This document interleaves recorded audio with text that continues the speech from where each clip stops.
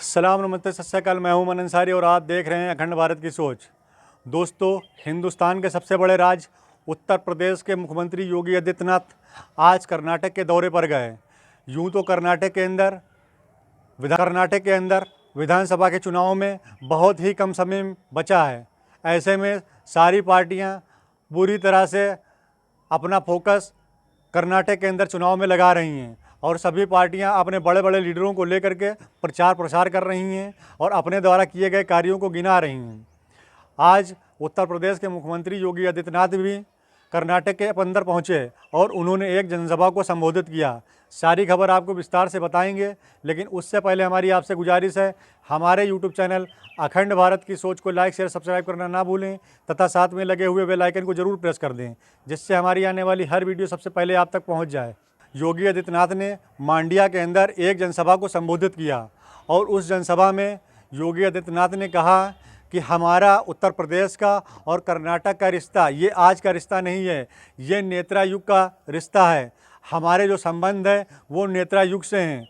और आपको बता दूं, उन्होंने कहा कि उत्तर प्रदेश में जहां भगवान राम पैदा हुए थे तो वहीं कर्नाटक के अंदर भगवान हनुमान पैदा हुए थे और भगवान हनुमान ने जिस तरह से भगवान राम की सेवा की है उससे कर्नाटक और उत्तर प्रदेश वालों का रिश्ता बहुत ही गहरा है। ये सारी बातें योगी आदित्यनाथ ने एक जनसभा को संबोधित करते हुए कहीं। वहीं जिस तरह से भारतीय जनता पार्टी पर एक धार्मिक पार्टी होने का आरोप लगता रहा है, योगी आदित्यनाथ के इस तरह से बयान दिए जाने से ये बात एक बार फिर सामने आई है कि भारतीय जनता पार्टी धर्म के नाम पर राजनीति करती है। क्योंकि जो उन्होंने भारतीय जनता पार्टी के जिस तरह से योगी आदित्यनाथ ने बयान दिया है उससे लोगों के अंदर ये बात साबित होती है कि भारतीय जनता पार्टी जब सब तरफ से घिरती हुई नज़र आ रही है। अभी तक उनके राज्यपाल रहे सत्यपाल मलिक और उनके साथी रहे बिहार के मुख्यमंत्री नीतीश कुमार या और भी दलों ने साथ छोड़ा है, उससे लगता है कि भारतीय जनता पार्टी बौखलाहट में है। और वो भारतीय जनता पार्टी जिस वजह से सत्ता में आई थी, आज उसी वजह को फिर भी दोहराते हुए, क्योंकि भारतीय जनता पार्टी के ऊपर ये आरोप लगता रहा है कि भारतीय जनता पार्टी हमेशा धर्म की राजनीति करती है। वहीं भारतीय जनता पार्टी इस बात को नकारती रही है और उसने उल्टा कांग्रेस के ऊपर धर्म की बात करने की पार्टी बताया। और योगी आदित्यनाथ ने कांग्रेस पार्टी पर हमला करते हुए कहा है कि कांग्रेस पार्टी विकास की बात करती है। कांग्रेस पार्टी में जो भी योजनाएं लाई जाती हैं वो सिर्फ 5 साल के लिए होती हैं। जब कांग्रेस पार्टी की सरकार नहीं होती है तो वो सारी योजनाएं धराशायी हो जाती हैं। लेकिन प्रधानमंत्री मोदी के नेतृत्व में जो भी योजनाएं लाई जाती हैं उसका उद्घाटन भी किया जाता है और उन योजनाओं को सफल भी बनाया जाता है।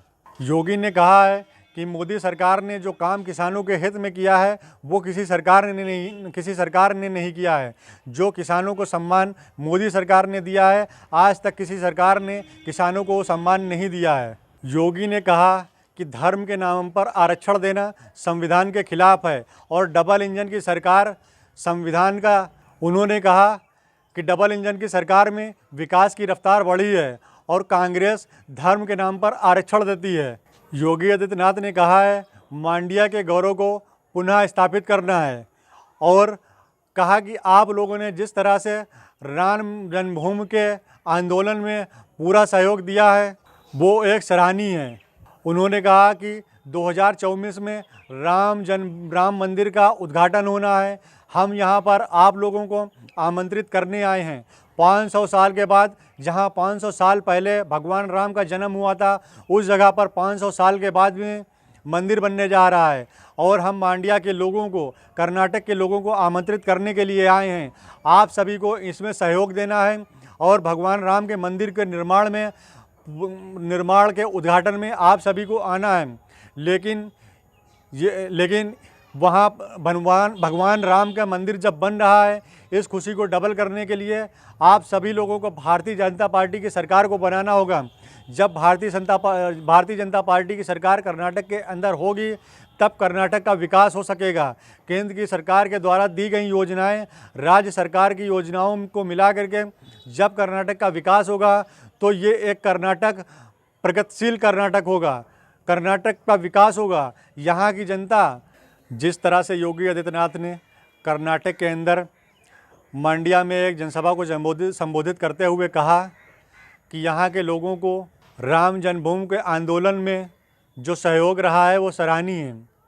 ये सारी बातें अपनी जगह सही हैं, लेकिन उनके इस बयान से लोगों में इस बात का भ्रम पैदा हो गया है कि भारतीय जनता पार्टी धर्म की राजनीति कर रही है। जब भारतीय जनता पार्टी के पास किसी तरह से सरकार बनाने का कोई चांस नहीं दिख रहा है, तब उसने धर्म के नाम पर लोगों से वोट मांगा है, धर्म के नाम पर लोगों से वोट मांगने की कोशिश की है। ऐसे में अब निर्णय लोगों को लेना है कि भारतीय जनता पार्टी को एक बार फिर से सरकार में ला करके वहाँ के विकास को रोकना है या भारतीय जनता पार्टी वहाँ पर विकास को गति देती है। ये सभी वोटरों को समझना होगा। लेकिन अभी तक जिस तरह से योगी आदित्यनाथ ने वहाँ पर जनसभा को संबोधित किया है, उससे तो ये बात ही साबित होती है कि भारतीय जनता पार्टी हमेशा धर्म की राजनीति करती रही है और एक विशेष धर्म को महत्व देती रही है। आज चुनाव के वक्त जहाँ पर सारी पार्टियाँ विकास के मुद्दे को लेकर के चल रही हैं, वहीं भारतीय जनता पार्टी विकास के मुद्दे से भटका करके धर्म की राजनीति कर रही है और धर्म की बात कर रही है। अब तक के लिए फ़िलहाल इतना ही। हमको दीजिए इजाज़त, फिर मिलेंगे अगली खबर के साथ। नमस्कार।